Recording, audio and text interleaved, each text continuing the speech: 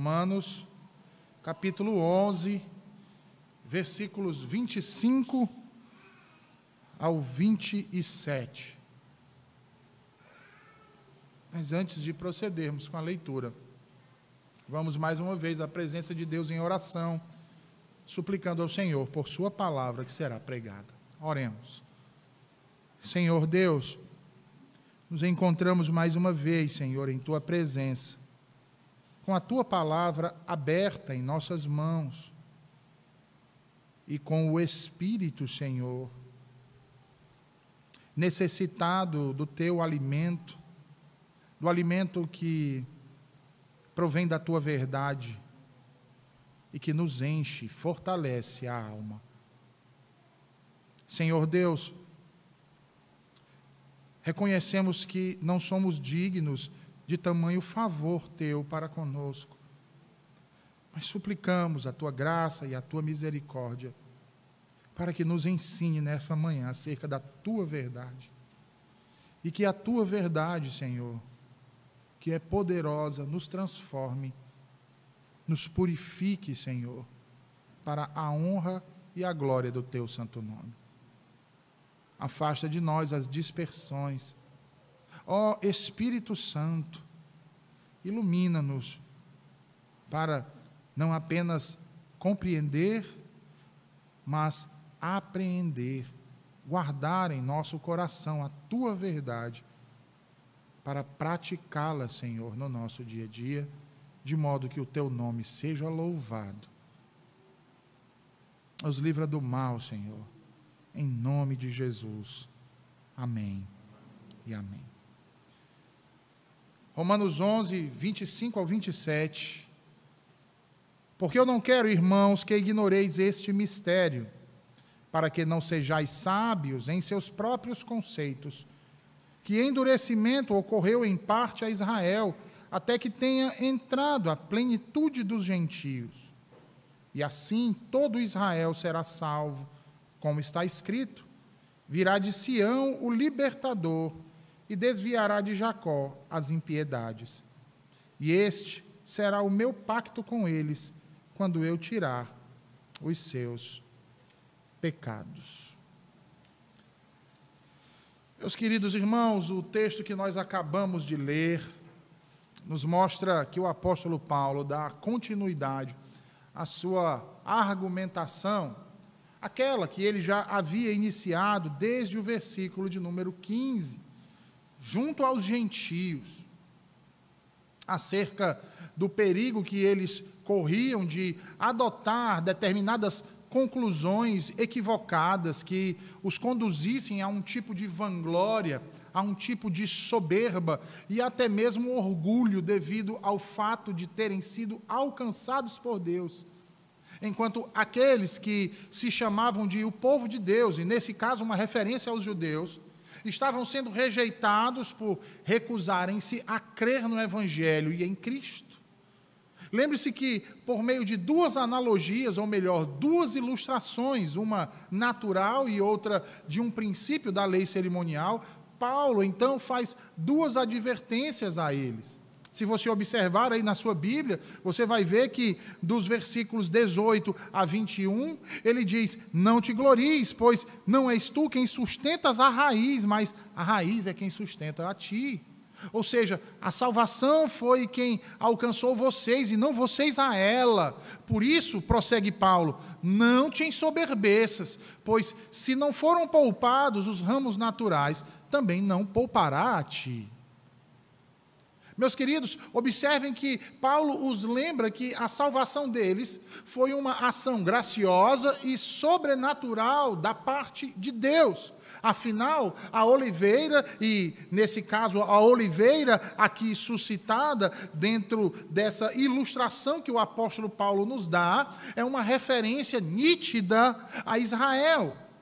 A oliveira teve alguns de seus ramos cortados, ou seja, ramos como uma referência àqueles israelitas que não creram no Evangelho, que rejeitaram a Jesus.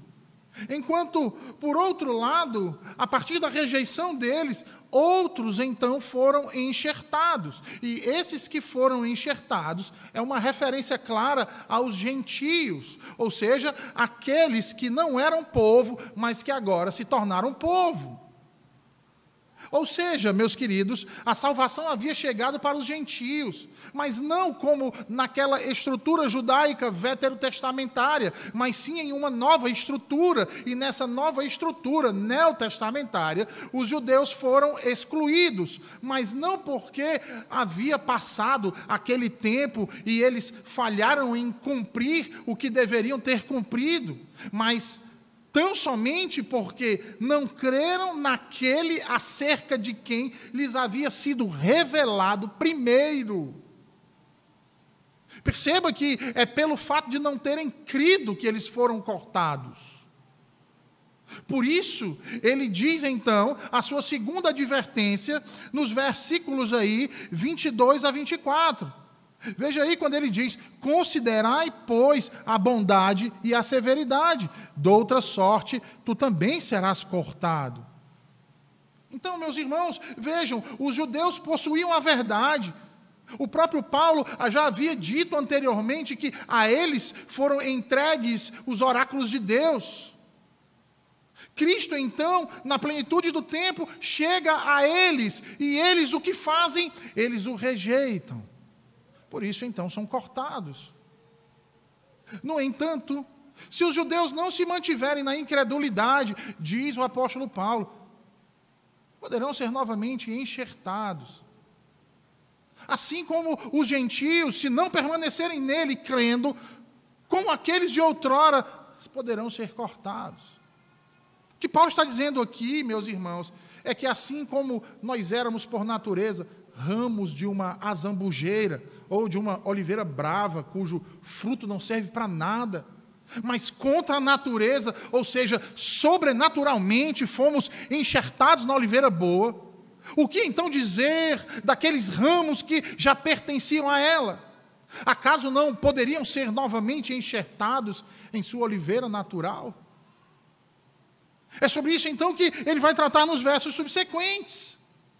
Ora, se Deus usou de seu grandioso poder para trazer eu e vocês para dentro de seu povo, de sua história, de sua descendência, recebendo as suas bênçãos, as bênçãos de Abraão, justamente nós, meus irmãos, aqueles que outrora não eram seu povo, que outrora não haviam alcançado misericórdia, mas que agora foram feitos seu povo e alcançaram misericórdia, quanto mais aqueles que originalmente pertenciam a essa história, a essa descendência, a essas bênçãos, não receberiam ainda maior misericórdia? Meus irmãos, percebam que certamente esse não é um texto fácil. Historicamente, há várias interpretações acerca desses dois versículos aqui, principalmente o 25 e o 26. E eu confesso aos irmãos minhas limitações. Confesso também que me detive o quanto pude, me aplicando em não cometer pelo menos dois erros aqui. O primeiro erro seria tornar este sermão em um estudo extremamente complexo, procurando mostrar cada uma das posições existentes, tentando refutar cada uma delas.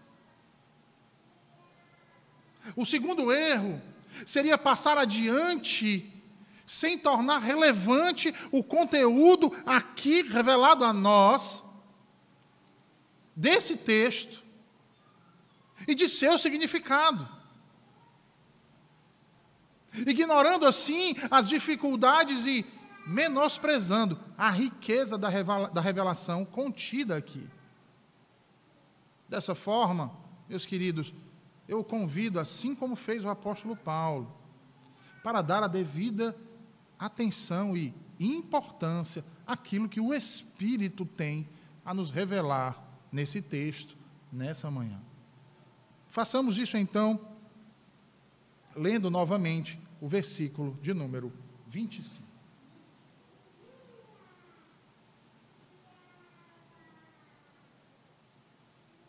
que diz assim: porque eu não quero, irmãos, que ignoreis este mistério, para que não sejais sábios em seus próprios conceitos, que endurecimento ocorreu em parte a Israel, até que tenha entrado a plenitude dos gentios. Duas coisas nós precisamos destacar aqui.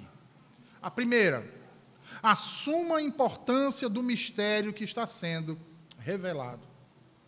Meus irmãos, o termo que Paulo utiliza aqui, mistério, é um termo que, de forma geral, diz respeito a algo que não era conhecido, mas que agora é revelado no tocante aos desígnios de Deus quanto à salvação.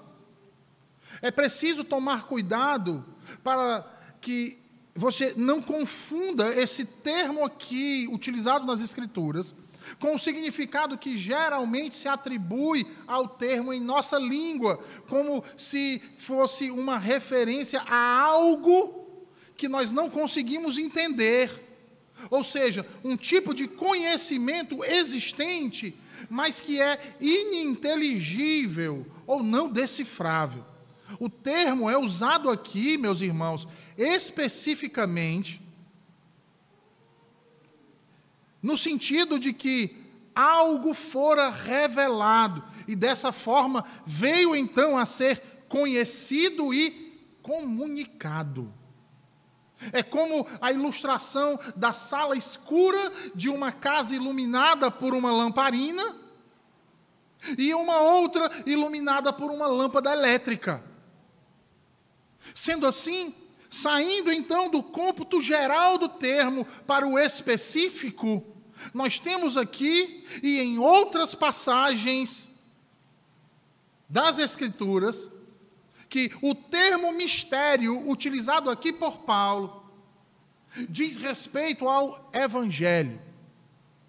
Todavia, toda vida que é utilizado como uma referência ao Evangelho.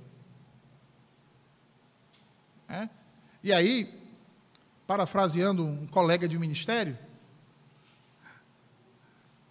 se alguém chegar para você dizendo que tem um mistério para lhe revelar, esse mistério significa dizer que ela vai falar do Evangelho. Se não for o Evangelho, não a escute, porque esse mistério não existe.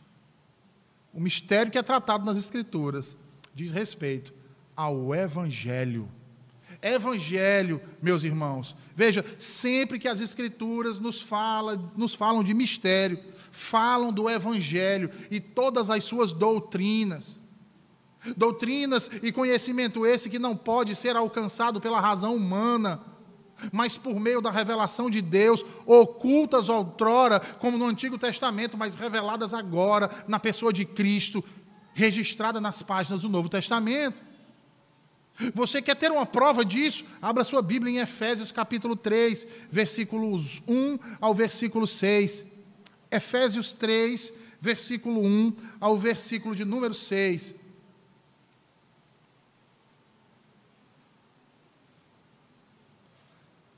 Veja, Paulo diz assim: por esta causa, eu, Paulo, sou prisioneiro de Cristo Jesus, por amor de vós, gentios, se é que tendes ouvido a respeito da dispensação da graça de Deus, a mim confiada para vós outros.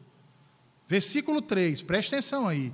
Pois segundo uma revelação, me foi dado conhecer o mistério, conforme escrevi há pouco, resumidamente, pelo que quando ledes, podeis compreender o meu discernimento do mistério de Cristo, o qual em outras gerações não foi dado a conhecer aos filhos dos homens, como agora foi revelado aos santos apóstolos e profetas no Espírito, a saber, olha aí o mistério, que os gentios são co-herdeiros, membros do mesmo corpo e coparticipantes da promessa em Jesus Cristo por meio do Evangelho.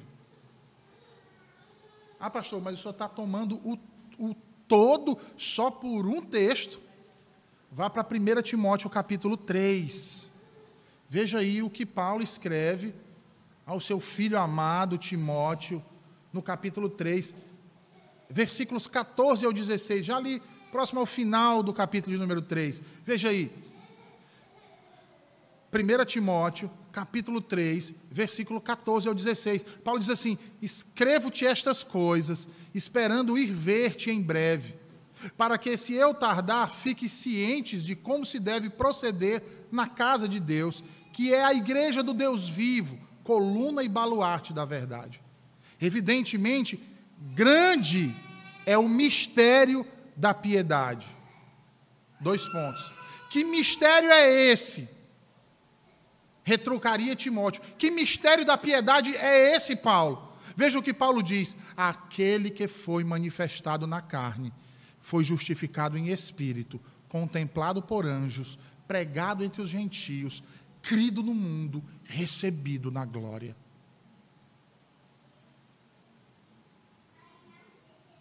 Agora vá para Colossenses 1, 26, 27. Colossenses 1, meus irmãos, 26, versículo 27.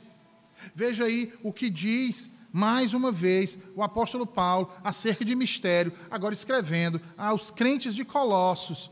Veja aí, Colossenses 1, versículos 26 e 27. Ele diz: o mistério que estivera oculto dos séculos e das gerações, agora, todavia, se manifestou aos seus santos, aos quais Deus quis dar a conhecer qual seja a riqueza da glória deste mistério entre os gentios, isto é, Cristo em vós, a esperança da glória.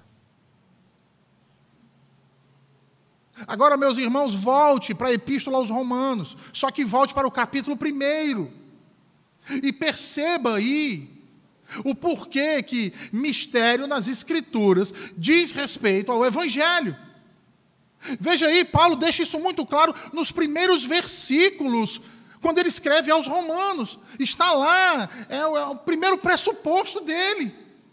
Ele diz: Paulo, servo de Jesus Cristo, chamado para ser apóstolo, separado para o Evangelho de Deus, o qual foi por Deus outrora prometido por intermédio dos seus profetas nas sagradas Escrituras, com respeito a seu filho, o qual, segundo a carne, veio da descendência de Davi e foi designado Filho de Deus com poder, segundo o Espírito de santidade, pela ressurreição dos mortos, a saber, Jesus Cristo, nosso Senhor, por intermédio de quem viemos a receber graça e apostolado por amor de seu nome, para obediência por fé entre todos os gentios, de cujo número sois também vós, chamados para ser de Jesus Cristo.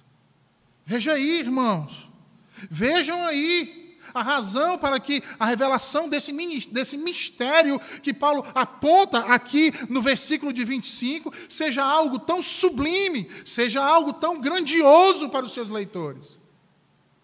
E é exatamente por isso, por se tratar deste assunto, que ele os adverte mais uma vez acerca do perigo do endurecimento de coração, da soberba, da jactância do conhecimento, como se não tivessem nada mais a aprender daquilo que ele, Paulo, lhes estava a falar, como se o que já conheciam já fosse exaustivo e suficiente.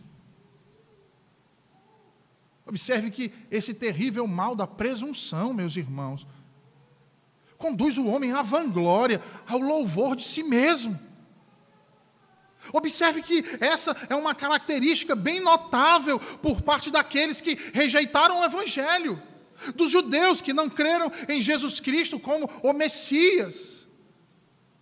Infelizmente, nós vemos isso acontecer não apenas no primeiro século. Não era apenas no primeiro século que haviam pessoas que cometiam esse grave pecado. Ainda hoje, meus irmãos, muitos tropeçam nesse mesmo procedimento, jactanciosos no conhecimento.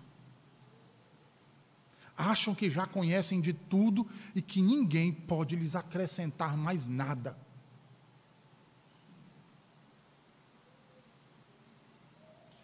É por temer este terrível mal que, de forma zelosa, então, Paulo os adverte.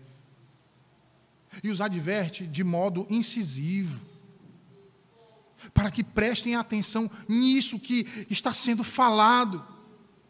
Porque isso que está sendo falado, isso que está sendo revelado a eles, é algo precioso demais.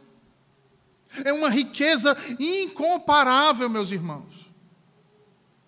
E diante então desse prólogo, nós nos perguntamos: que mistério tão precioso e rico é esse que Paulo fala?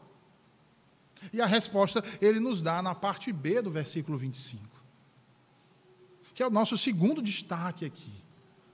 Veja o que ele responde, ele diz que veio o endurecimento em parte a Israel, até que haja entrado a plenitude dos gentios. Veja, ele diz endurecimento em parte a Israel e plenitude dos gentios. Em primeiro lugar, essas duas sentenças dizem respeito ao modo de Deus reunir o seu povo eleito em um só corpo, uma só igreja, um só povo através de um só plano, que é o Evangelho. O Evangelho, meus irmãos, sim, o Evangelho, declarado e plenamente visível por causa de Cristo e de sua palavra. Não, meus irmãos, eu e você, nem ninguém podíamos ter entendido este mistério por nós mesmos, em hipótese alguma. Nós só o entendemos porque Deus graciosamente nos quis revelar por meio de sua palavra, por meio do Evangelho, por meio de Cristo, nosso Senhor. Evangelho este que, conforme nos diz o apóstolo Paulo, foi prometido aos profetas nas Sagradas Escrituras do Antigo Testamento e proclamado a Israel, como nos lembra o autor da Epístola aos Hebreus, em seu capítulo 4, versículo de número 2. Evangelho esse que é declarado a todos, e não mais a uma nação apenas, mas a todas as nações do mundo.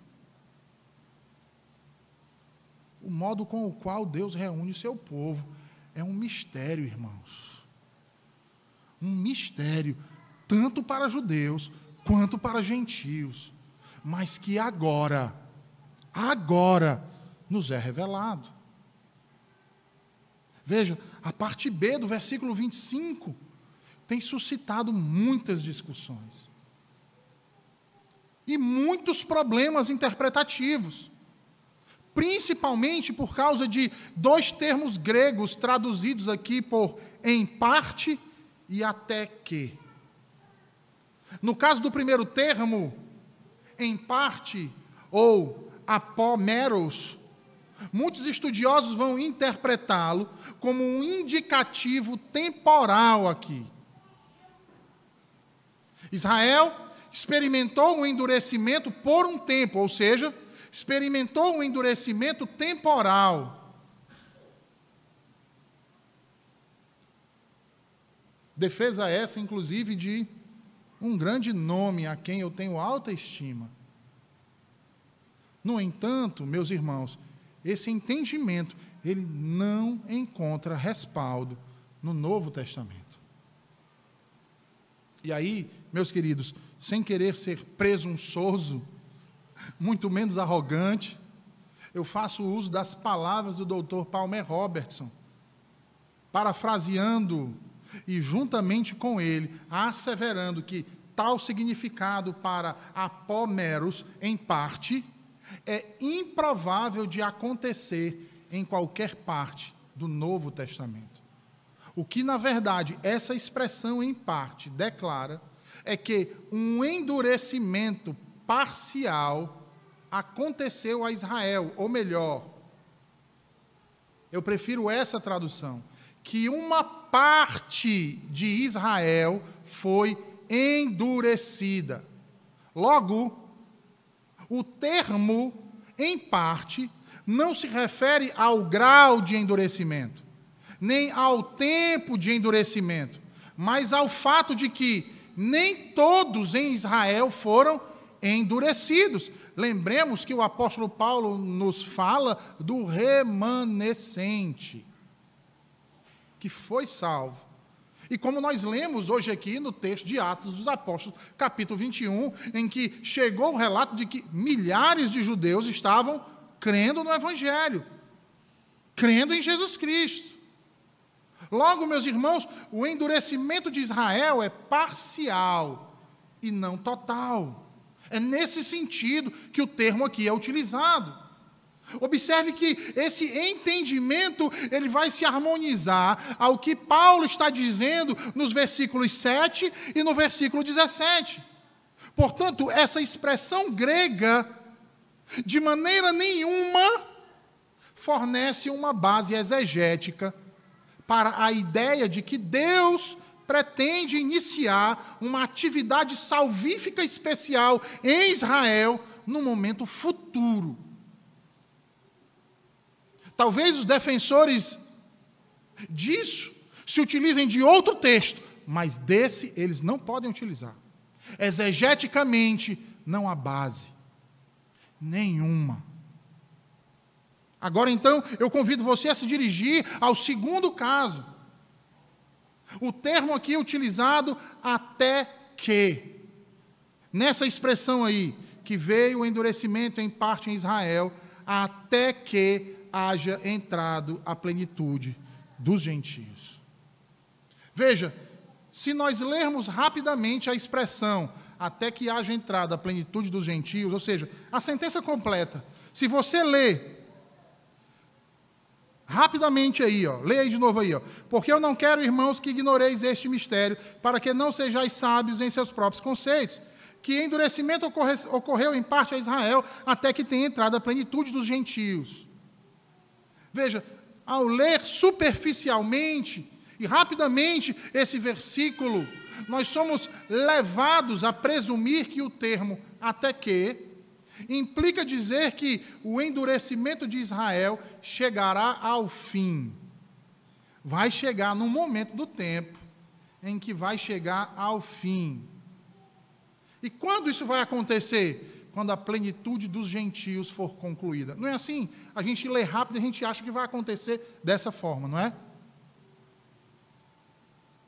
No entanto, o termo não está dizendo isso.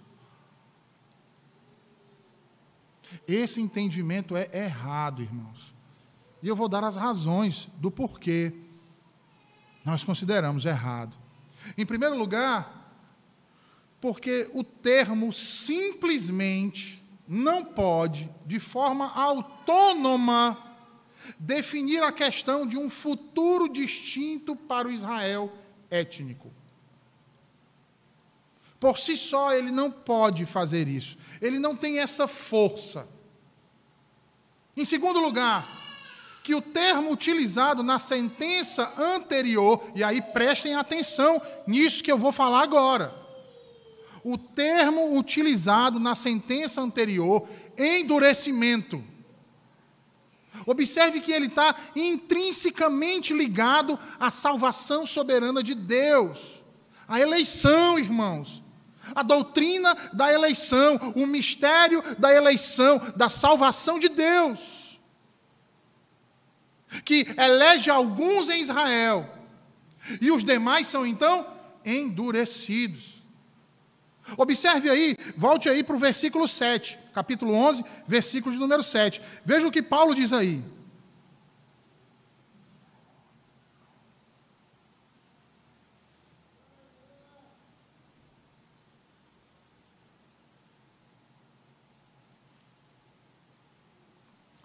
Veja aí, ele diz assim: que diremos, pois? O que Israel busca, isso não conseguiu, mas a eleição o alcançou. Vou repetir.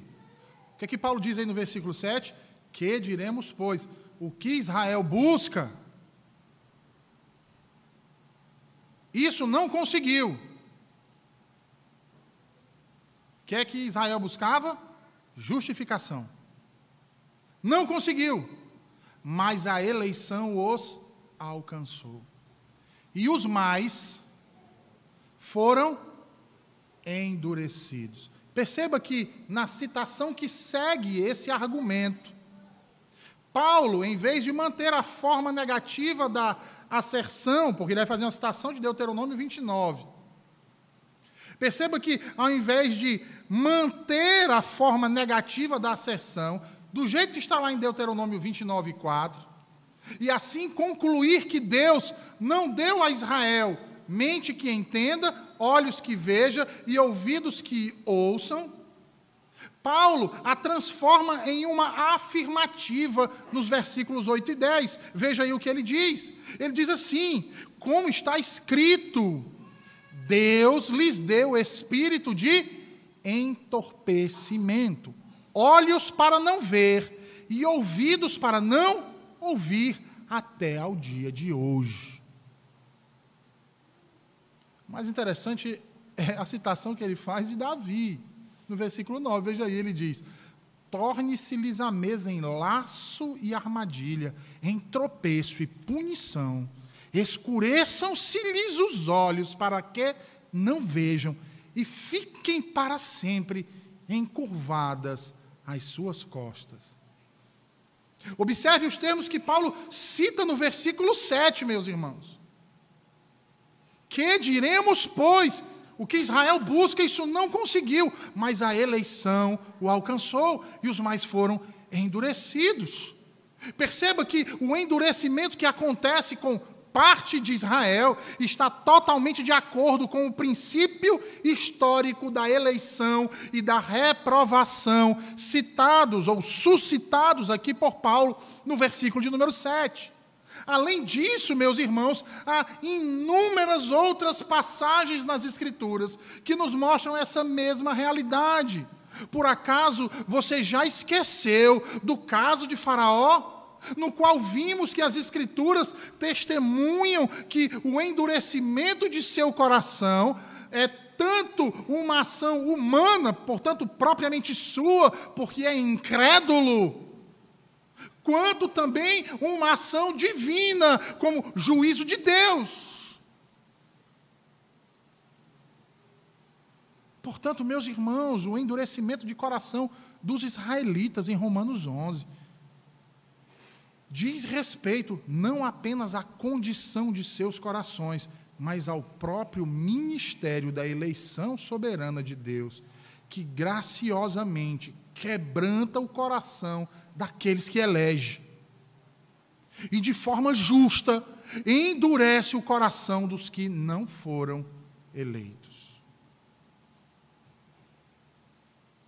Ao ponto de nós podermos asseverar com segurança e intrepidez que o endurecimento de coração sempre fez parte da doutrina da eleição. E por causa disso, dizer que o termo utilizado aqui, até que, aponta para um tempo em que esse endurecimento cessará em Israel, carrega consigo um sério problema. E qual seria esse sério problema? O sério problema é porque o endurecimento, ele está em oposição à eleição. Logo, Deus, acaso, salvará alguém que não elegeu? É isso possível? Se eu tomar o termo até que, como cessando o endurecimento, é isso que eu estou asseverando. Que Deus vai salvar quem Ele não elegeu. Porque não há como dissociar eleição de endurecimento. Em terceiro lugar, o termo até que, acrihu, é uma expressão conclusiva, irmãos. Ele é um termo que em latim se qualifica como terminus ad quem, ou seja, uma referência para se alcançar um determinado objetivo até o final, até o fim do processo. Eu vou clarificar isso com vocês com exemplos na Escritura. A Escritura está repleta de exemplos, mas eu vou usar aqui alguns, para ver se vocês entendem o que eu estou querendo dizer com isso. Veja, Lucas, em Atos dos Apóstolos 22, versículo 4, registra que Paulo perseguiu os cristãos até a morte. Observe aí que o termo até é o mesmo. No entanto, o termo lá não significou que Paulo parou de perseguir depois que os cristãos morreram.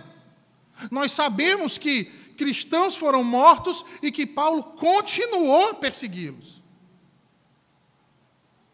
Se o termo utilizado denota uma paralisação, uma cessação de um processo, aqui no versículo 25, nós não vamos achar essa mesma repetição. Ainda mais texto da Escritura. Um outro exemplo, Hebreus 4, versículo 12. O autor diz que a espada do Espírito penetra até dividir alma e espírito. A espada aqui é uma ilustração, uma analogia à Escritura. Perceba que o significado de até não é o de que a espada, que aqui representa a palavra, cessa de penetrar logo quando divide a alma e o espírito. O texto não está dizendo isso. E que uma outra condição passa a prevalecer a partir de ali. O texto não nos diz isso. O termo, mais uma vez, até está sendo utilizado aqui, mas para dizer que ela continua a penetrar tanto quanto possível, até que chegue ao fim. Em termos escatológicos, até, quando utilizado, reitera esse caráter essencialmente conclusivo do termo, levando as ações e condições até o último momento, sem que haja uma reversão das circunstâncias que prevaleceram anteriormente. Veja aí o exemplo de 1 Coríntios 11, 26, meus irmãos. Nós vamos lembrar que o texto de Coríntios 11, a partir do versículo 23, Paulo vai estar ensinando a eles, corrigindo a eles, acerca do quê? Da ceia do Senhor. E aí, se nós lembrarmos o versículo 26, Paulo diz assim, que eles devem anunciar a morte do Senhor até que Ele venha. Olha aí o termo, mais uma vez, sendo utilizado, até. Até. E aí quer dizer o seguinte, então quer dizer que quando Jesus voltar, preste atenção, quando Jesus voltar, nós não vamos mais cear. Se o termo aqui, você concorda que ele está marcando uma cessação lá no versículo 25 de Romanos 11, aqui também ele deveria representar o mesmo. E aí nós vamos ter um problema com o que diz Apocalipse 19, que diz que nós vamos ceiar com o Senhor Jesus, depois dele vir. Um grande problema. Se a ceia do Senhor não será mais celebrada depois que Cristo vier, por que então a Bíblia diz que nós cearemos com Ele na glória? Mas não para por aí não, meus irmãos. Não estou dizendo que tem muitos textos. Vá para, olha, Mateus 24, 38. Quem é que lembra do texto de Mateus 24, 38? O texto diz lá o quê? Que o povo dos tempos de Noé, não é assim? O povo dos tempos de Noé comeu e bebeu até Noé entrar na arca. Logo se cessou quando ele entrou na arca, significa dizer que ninguém mais comeu nem bebeu. Vocês acham isso possível? Certamente não, meus irmãos. Ao contrário, eles continuaram a comer e a beber até a chegada do seu escatom, até o fim. Eu vou citar mais um exemplo. Mais um exemplo. E aqui o último. Eu poderia passar aqui mais 1 hora só citando exemplos. O uso de até em 1 Coríntios 15, 25. Quando Paulo diz o quê? Que Cristo deve reinar até, olha aí o até de novo, até que todos os seus inimigos sejam postos debaixo de seus pés. Isso significa dizer, então, que depois que todos os inimigos estiverem debaixo dos pés de Cristo, ele deixa de ser rei, ele deixa de reinar. Vocês acham que é isso que vai acontecer? Então, como você quer olhar para Romanos 11, 25, e dizer que até que tenha entrado a plenitude dos gentios, está dizendo que vai cessar o endurecimento em parte a Israel, ou a uma parte de Israel. Certamente, meus irmãos, o Senhor Jesus não deixará de reinar. Certamente, meus irmãos, quando Jesus voltar, não será a última ceia com Ele. Portanto, a expressão até que, de Romanos 11, 25, não sugere um novo começo, depois de um término, depois de uma cessação, mas a continuação de uma circunstância até o fim. Percebam então que o versículo 25 não pode ser uma referência para se advogar que há dentro do plano salvífico de Deus um futuro distinto para o Israel étnico. Quer seja através dessa expressão em parte, quer seja na expressão até que.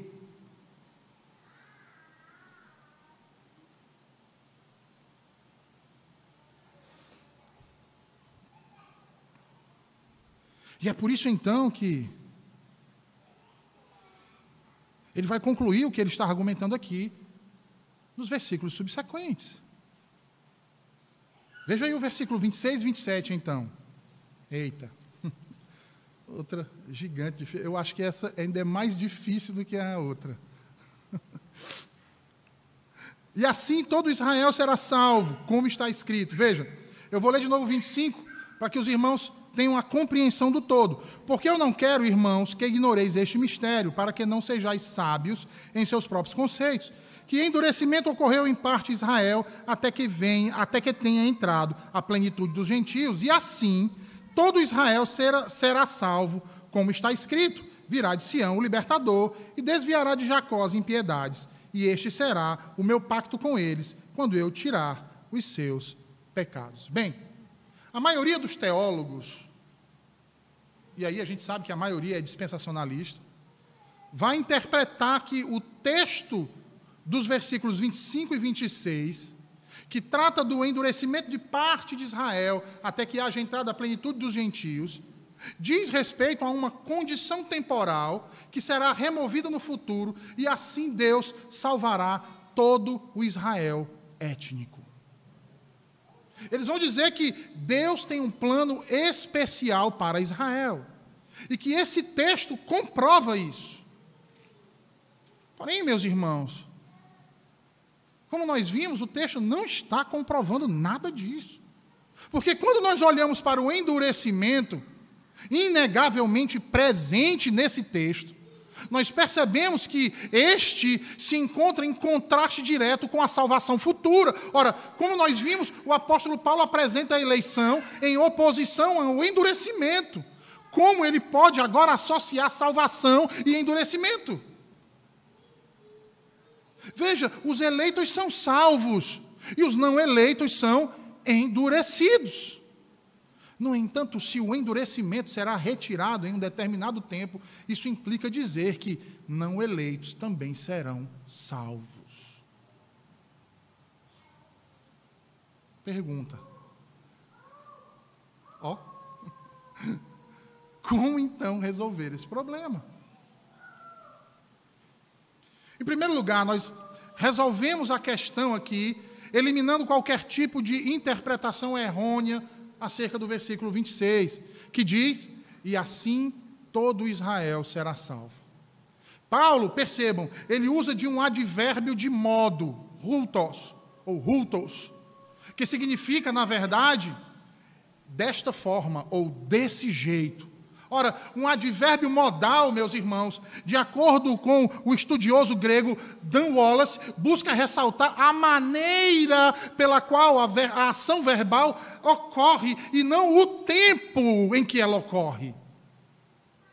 E sendo assim, nas mais de 200 vezes que o advérbio outos é utilizado no Novo Testamento, em nenhuma delas seu significado é temporal, mas modal.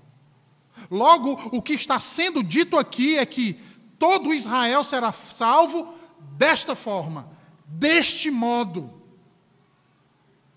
Aí você então pergunta, Tá, pastor, eu entendi até aqui, mas qual é a forma? Qual é o modo? Resposta. Abra sua Bíblia, volte aí, vá lá para o capítulo 9 de Romanos e veja o que Paulo diz nos versículos 11 a 13.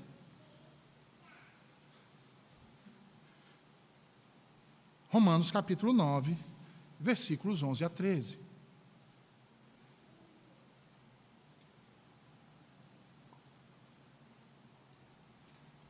Veja aí o que ele diz. Qual é o modo? Resposta. E ainda não eram os gêmeos nascidos, nem tinham praticado bem ou mal, para que o propósito de Deus quanto à eleição prevalecesse, não por obras, mas por aquele que chama.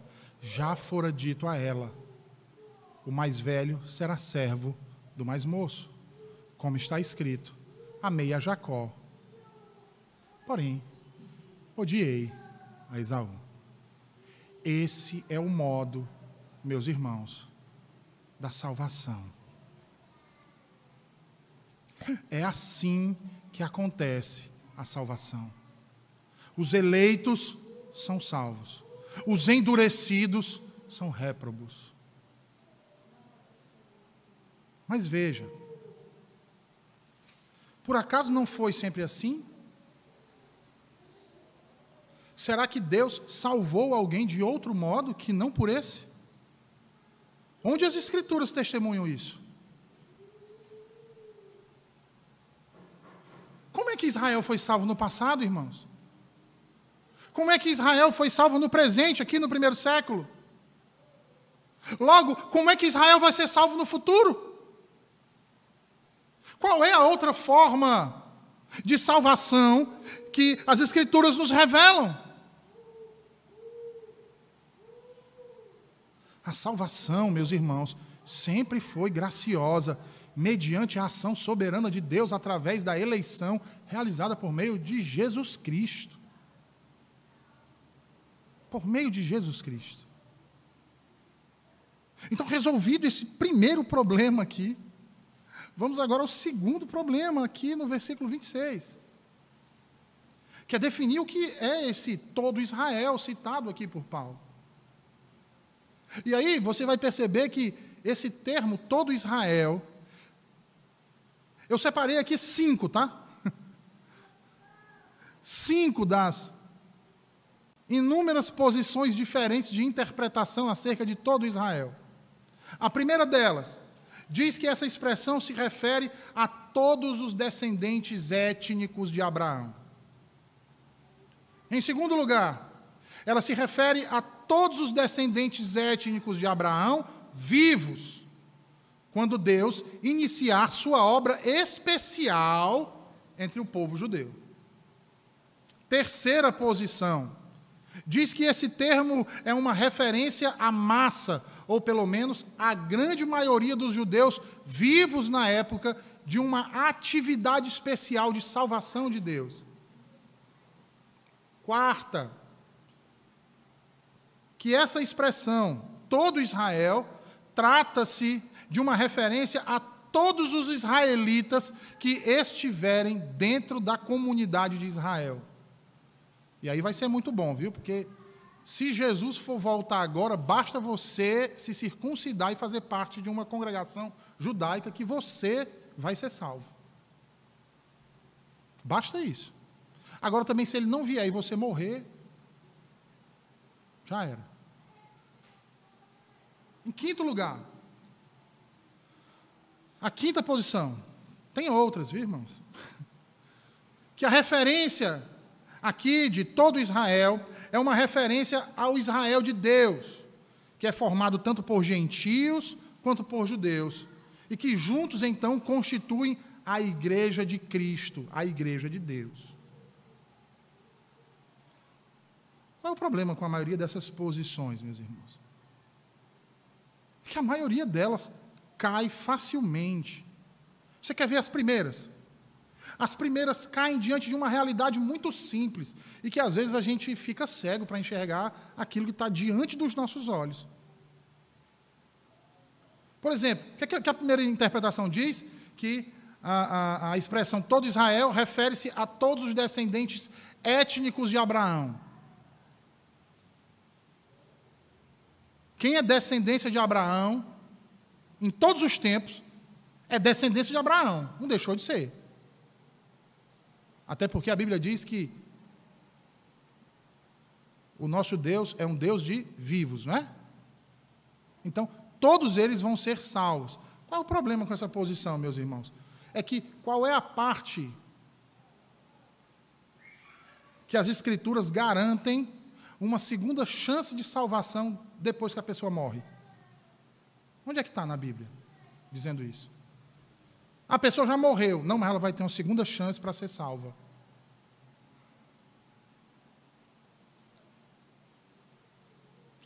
Perceba que a maioria dos teólogos defende a posição 3, de que se trata da massa, ou pelo menos da grande maioria dos judeus vivos na época, de uma atividade especial de salvação de Deus.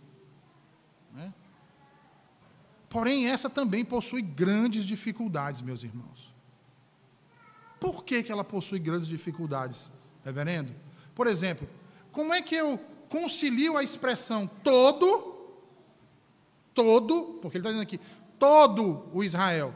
Como é que eu concilio essa expressão todo com a grande maioria? Se é grande maioria, não é todo. Se é todo, não é grande maioria. Primeiro problema. Além disso, tem ainda um problema ainda maior. Que, como nós falamos, tem um problema maior no tocante ao princípio do endurecimento. Lembra que nós falamos do endurecimento? Que é suscitado por Paulo em Romanos 8. Lembra lá que ele diz? Olhos para não ver, ouvidos para não ouvir. Se chegar o dia em que esse princípio for removido, então, meus irmãos, não vai ser uma grande massa, mas todos que estiverem vivos ali. Sendo assim, como definir a expressão todo Israel? E aqui, eu não vou entrar, como eu disse, não vou ser exaustivo, irmãos. Tá bom? Bem, eu acredito que essa expressão aqui trata-se de uma referência a todo o povo eleito de Deus. Judeus e gentios. E a principal evidência, meus irmãos, para essa conclusão, encontra-se ao final do versículo 25, quando Paulo diz que Israel experimentou o endurecimento em parte, até que entrasse a plenitude dos gentios. E assim, ou seja, deste modo é que todo Israel será salvo. Perceba que eu entendo que a plenitude dos gentios refere-se a todos os gentios do mundo que foram eleitos por Deus. E, como diz o apóstolo Paulo, lá na analogia da oliveira, lembram? Lembram? A oliveira representa quem? Israel. E ele está dizendo que os gentios foram o quê? Enxertados. Ou seja, Deus vai dizer no Antigo Testamento, lá em Oséias, ele vai dizer em Isaías, ele vai dizer, aquele que não era meu povo.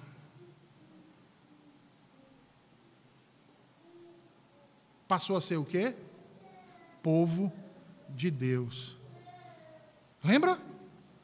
Então, eu entendo que plenitude dos gentios refere-se a todos os gentios do mundo que foram eleitos por Deus e enxertados em Israel. A oliveira. Em outras palavras, meus irmãos, eles se tornaram israelitas, ou nós nos tornamos israelitas. Como nós vimos Paulo citar no texto de Efésios 2:12, o qual ele declara que agora em Cristo, Cristo que é o verdadeiro Israel, lembra que nós tratamos disso quando expomos a Romanos 9? Todos eles tornaram-se então membros do mesmo corpo, co-herdeiros e co-participantes das promessas em Cristo Jesus.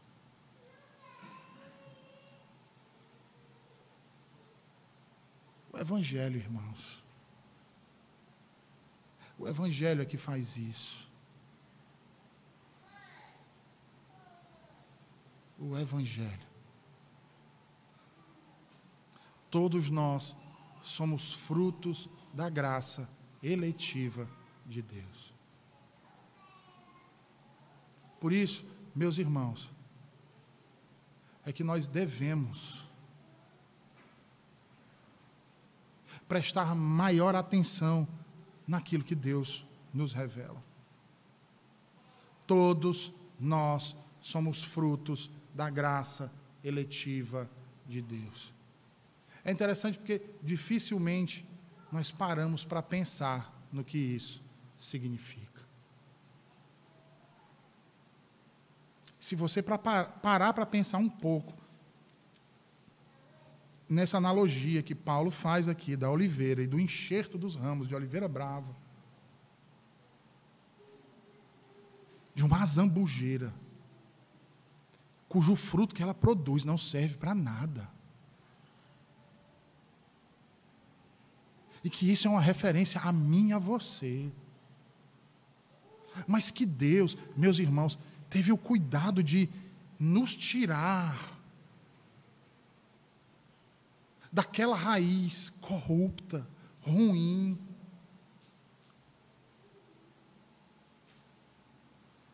e nos enxertar na boa raiz,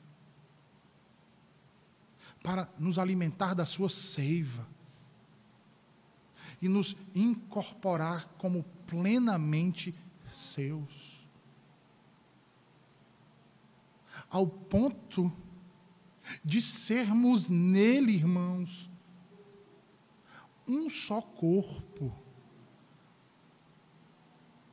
uma só igreja,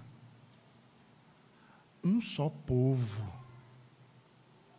que pertence a um só Deus, e que desfrutam, todos eles, das mesmas bênçãos, dos mesmos privilégios.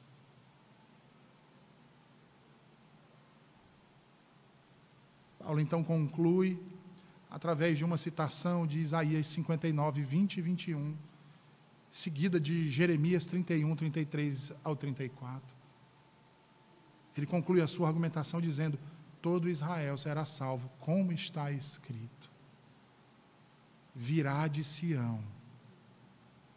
Não é virá Sião, ele muda. Percebe? Virá de Sião o libertador.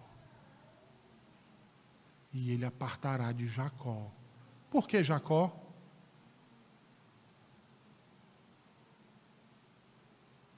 Porque Jacó é que é chamado de Israel. É Jacó que é eleito e não Esaú. E ele apartará de Jacó as impiedades. E aí ele diz: esta é a minha aliança com eles. Eu os purificarei dos seus pecados. Eu os libertarei da morte. Eu os darei vida. E serão meus filhos e meu povo. Meus irmãos, que Deus abençoe a todos nós. Vamos orar. Senhor Deus, obrigado por tua palavra nessa manhã, Senhor.